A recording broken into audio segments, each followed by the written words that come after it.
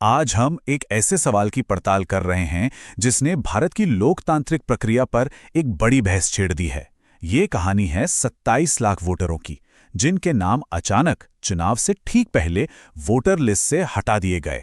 ये कोई छोटा मोटा आंकड़ा नहीं है। 27 लाख लोग, अरे ये तो गोवा या सिक्किम जैसे राज्य की पूरी आबादी से भी ज्यादा है। जरा सोचिए, किसी एक राज्य के कुल वोटरों में से 5% का नाम लिस्ट में ही ना हो तो चुनाव पर इसका कितना बड़ा असर पड़ सकता है। तो चलिए इस पूरी पहेली की परतों को एक एक करके खोलते हैं, क्योंकि ये सिर्फ आंकड़ों की बात नहीं है, ये हमारे संस्थागत भरोसे और चुनावी निष्पक्षता के मूल सवाल से जुड़ा है।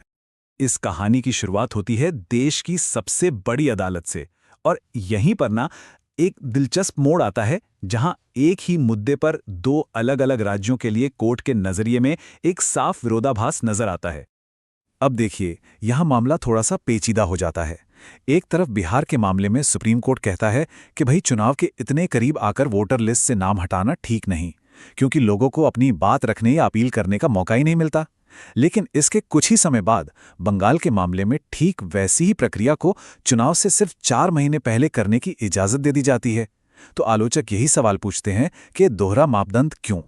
संविधान का ये जो अनुच्छेद 142 है ना, ये सुप्रीम कोर्ट को एक तरह की सुपर पावर देता है, पूर्ण न्याय करने की शक्ति। कोर्ट ने बंगाल में न्यायिक अधिकारियों की नियुक्ति के लिए इसी दुर्लभ शक्ति का इस्तेमाल किया भी।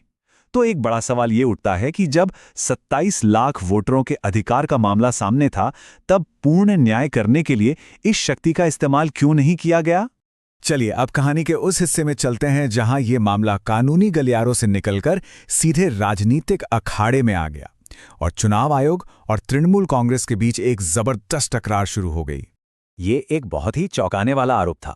तृणमूल कांग्रेस के एक प्रतिनिधिमंडल ने दावा किया कि जब वो अपनी शिकायत लेकर चुनाव आयुक्त से मिले तो उन्हें अपमानित करके बाहर जाने को कहा गया। अब चुनाव आयोग ने इस आरोप पर सीधा सीधा तो कोई जवाब नहीं दिया, लेकिन जो इसके बाद हुआ उसने मानो आग में घी डालने का काम कर दिया। जवाब में चुनाव आयोग ने अपने ऑफिशियल हैंडल से एक ट्वीट किया, और ये अपने आप में एक अभूतपूर्व बात थी। भारत में एक संवैधानिक संस्था का अपने आधिकारिक कम्युनिकेशन में सीधे किसी एक राजनीतिक पार्टी का नाम लेना बेहद असामान्य माना जाता है। इस एक ट्वीट ने पूरे विवाद को एक नया ही मोड़ दिया। तो टीएमसी की तरफ से जवाब भी उतना ही तीखा आया।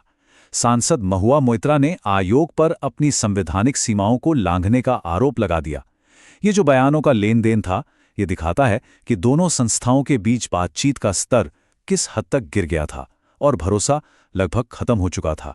चलिए अब इस गर्मागर्म बहस से हटकर जरा ठंडे दिमाग से सिर्फ आंकड़ों को देखते हैं, क्योंकि सोर्स में दिए गए आंकड़े कुछ ऐसे पैटर्न की तरफ इशारा करते हैं जो बताते हैं कि ये नाम हटाना शायद सिर्फ एक रूटीन प्रक्रिया नहीं थी। ये चार्ट एक बहुत दिलचस्प कहानी कहता है। पूरे पश्चिम बंगाल में जितने भी वोटरों के नाम हटाए गए, उनमें से आधे से ज्यादा यानी 53% सिर्फ 5 जिलों से थे। ये अपने आप में एक बड़ा सवाल खड़ा करता है कि ये प्रक्रिया कुछ खास इलाकों में ही इतनी ज्यादा क्यों थी। और जब हम और गहराई में जाते हैं तो कुछ कथित पैटर्न सामने आते हैं। आरोप है कि जिन जिलों में मुस्लिम और अनुसूचित जाति की आबादी ज्यादा है, वहां नाम हटाने की दर भी ज्यादा थी। वहीं अनुसूचित जनजाति बहुल इलाकों जैसे पुरुलिया और झाड़ग्राम में ये दर काफी कम रही। साथ ही मथुआ समुदाय वाले इलाकों में भी बड़े पैमाने पर नाम हटाए गए, जो कि अहम वोट बैंक माना जाता है। और ये रहे वो ठोस आंकड़े जो इन दावों को वजन देते हैं। मुर्शिदाबाद में 4.5 लाख से ज्यादा नाम काटे गए, उत्तर 24 परगना में 3.25 लाख। ये संख्याएं बताती हैं कि कुछ जिलों पर इसका असर कितना जबरदस्त रहा है।